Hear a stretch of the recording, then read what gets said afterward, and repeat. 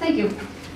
In wrongful convictions cases, which occur when an innocent person is convicted of a crime they did not commit, in approximately 2/3 of these cases, there are people who got away with the crime. These people are termed true perpetrators.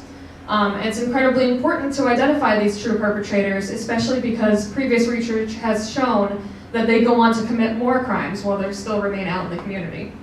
There are a couple of things that might stand in their way of being identified, one of which is prosecutorial conduct, because prosecutors have this special opportunity to be involved in the investigative, trial, and pre-trial and post-conviction proceedings of a criminal process. So if prosecutorial misconduct occurs at the pre-trial level or the investigatory level, there is a chance that evidence goes missing that would be needed to identify a true perpetrator later on, specifically DNA evidence, which in most of these cases where we finally find the person who committed the crime, it's because we have their DNA sample either in our DNA database or because we were able to compare it to a suspect we had from the investigation years ago. And this is important because it can also set that wrongfully convicted person free as well. So I wanted to investigate this question, and therefore I decided to conduct a study in which I examined whether or not prosecutorial misconduct at trial would indicate whether or not there were more or less true perpetrators being identified. I took 2 different samples of cases of wrongful conviction where they did end up identifying the true perpetrator and samples where they did not, and compared them. Between them, they were similar in very serious crime types, so we're talking about child sexual abuse and homicide.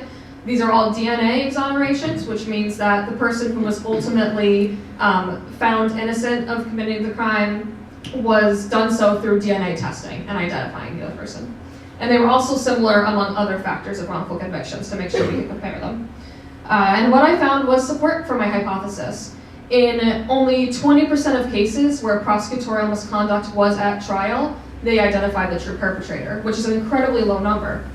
And the logistic regression analysis indicated that there is a 59% decrease in the odds of identifying these true perpetrators when prosecutorial misconduct happens at trial. So it seems as that allegations or actual prosecutorial misconduct at trial does in fact decrease the opportunity for us to identify these people who are committing crimes that innocent people are going away for. The implications for this are broad, but one specific one that I'd like to focus on is the need for prosecutorial oversight at the investigatory and pre-trial discovery reform and opportunities. That way we can ensure that these government actors are acting faithfully at the very beginning. Thank you.